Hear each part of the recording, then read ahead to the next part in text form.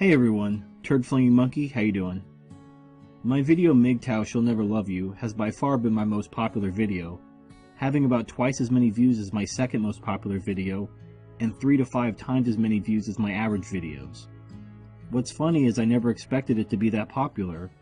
It was meant to be a bridge within my 3 Types of Feminism video series, and it was also one of my earliest videos, and not only is the audio quality terrible, but I hadn't yet figured out how to remove the breathing, swallowing, and noises from the audio. This will be a remastering and expansion on my She'll Never Love You video. If you're not into that sort of thing, just so you don't feel like you wasted a click, here's a video of a boy going down a hill on a snowboard and getting humped by a dog. Oh, he made it!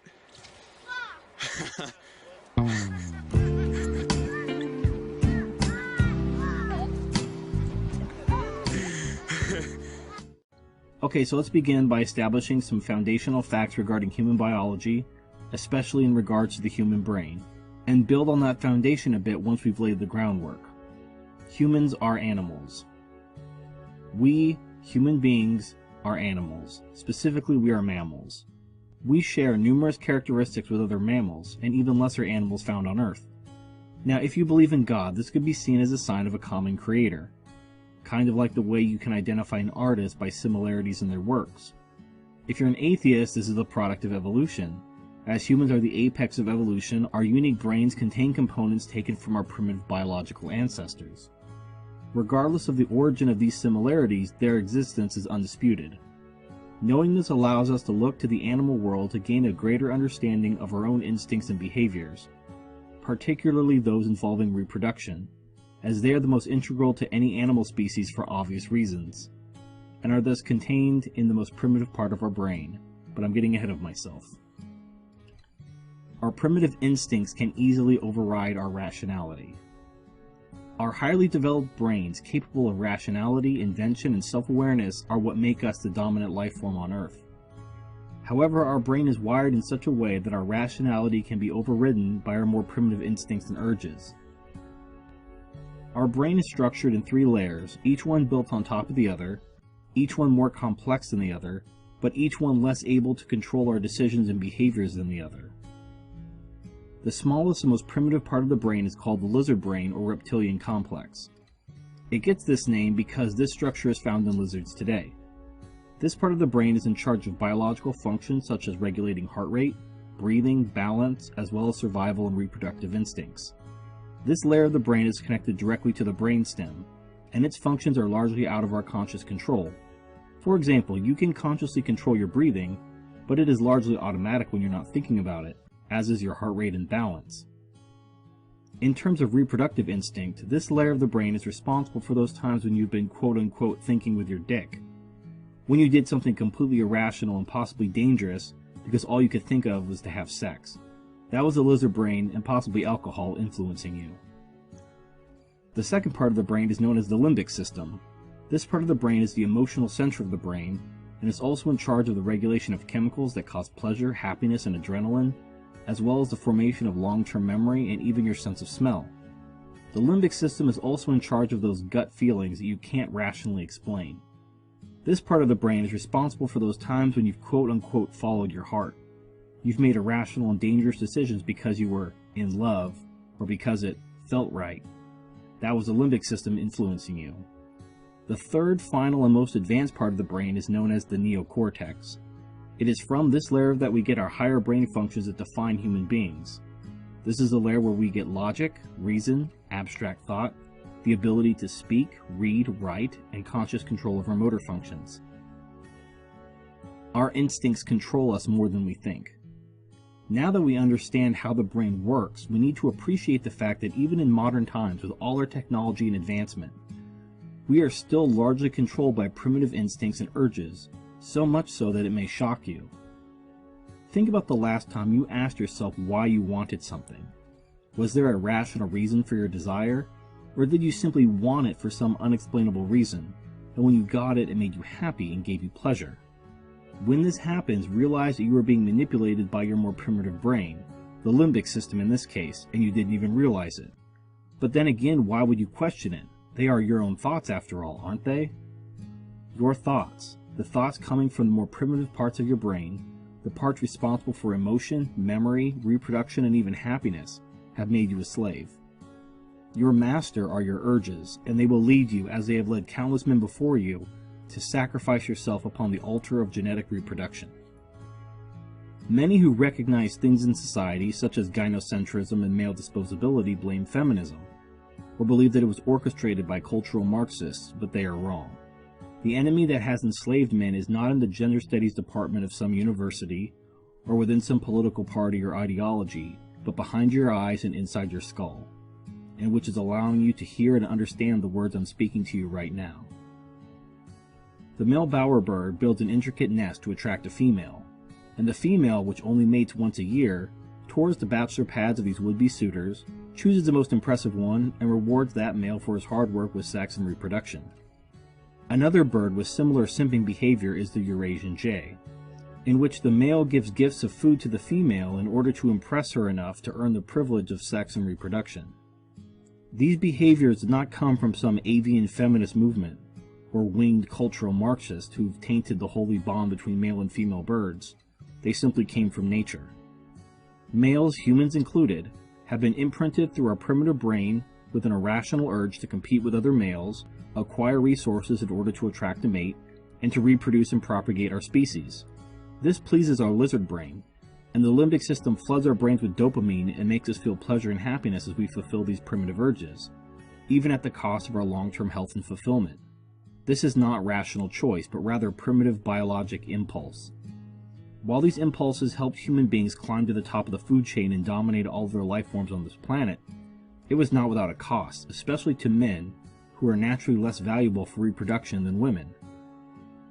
To demonstrate this, imagine a small tribe of 100 people, 50 men and 50 women. If they paired off into couples, the tribe could possibly grow by 50 people every 9 months or so. If 40 out of the 50 men died, the remaining 10 men could still impregnate all 50 of the women, meaning that the tribe could still grow by 50 people every 9 months or so. However, if 40 out of the 50 women died, the tribe could only grow by a maximum of 10 people every 9 months or so, a devastating loss to the tribe. And since there are 50 men and only 10 women, those 50 men will compete and possibly kill each other in order to gain reproductive access to the remaining women, thus damaging the tribe even further. This is why when a ship is sinking or a building is burning, that the women are saved first. It's not just an old-timey tradition harkening back to chivalry, but a biological imperative. Our instincts are to protect women, especially attractive and fertile women who have good genes. This is why women receive far less harsh sentences for the same crimes as men. Our lizard brain triggers an instinct to protect young, attractive, and fertile women. Even if you're happily married or gay, attractive women will trigger an instinct to be kind and protective to them. You want to protect them and you want to impress them because your lizard brain subconsciously wants to mate with them.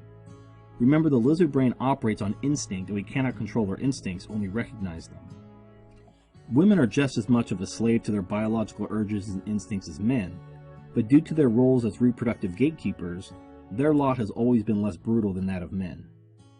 A woman's biological imperative drives her to seek out men with resources that they will provide for her as well as protection.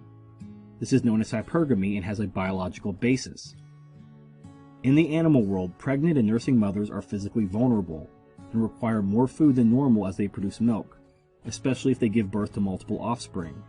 Since the female requires protection and additional food while nursing, it only makes sense that a woman's biological instincts would cause her to be attracted to men with resources and a dominating presence, either through their physique, demonstrating physical superiority, or through their take-no-bullshit alpha male bad boy attitude. All of these characteristics are attractive to women on an instinctual level. If resources are abundant enough, the female may not require a male to provide for her, and will join a harem of other females around males with the best genes, like an animal version of sister wives. How the environment and an abundance or absence of resources affects how females are attracted to the opposite sex is an interesting topic. If you want to know more, I'm linking to a Davis-Arini video called RK Selection Theory in Practice. So it's obvious that men and women have different biological drives. Men seek women for their health and fertility, primarily via visual cues such as youth and beauty. Meanwhile, women seek men for their resources and ability to protect and provide for them, primarily via social cues, such as a man's career and status. However, notice that there is an important disparity between what women and men seek. Which brings us to the forced truth and the reason for the title of this video. She'll never love you. Women don't love men. They can't love men. Their instincts and urges are not towards men themselves, but towards what men have and can provide for them and their children. Men and women are both shallow, but at least a man is interested in the woman herself. A young, beautiful woman is valued as a person because you can't separate a woman's youth and beauty from the woman herself. However, because a woman only loves what a man has, his resources, or the services that he can provide, she may be able to extract those resources for herself and leave the man face down in the gutter afterwards.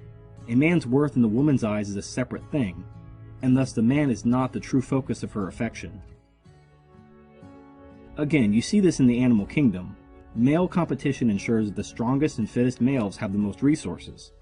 Females join the harem of these strong and fit males to be impregnated by them. If the dominant male is overthrown by a rival male, the females will immediately begin having sex with the new dominant male without skipping a beat.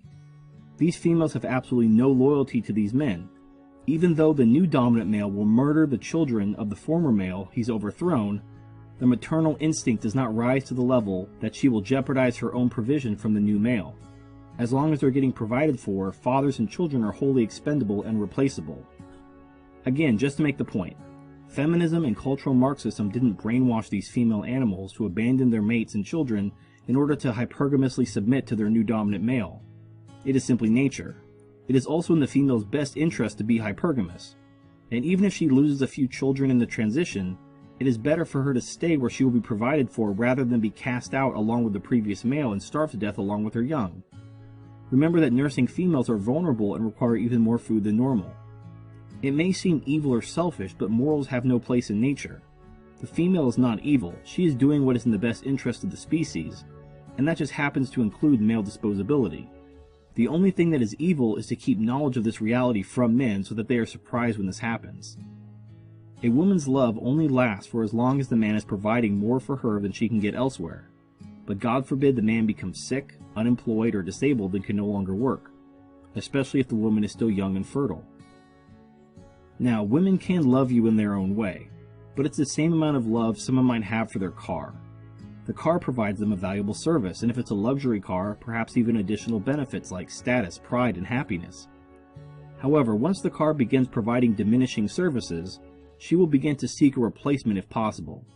Now, she may stay with her old car if she can't afford a better one, but she will no longer love the car.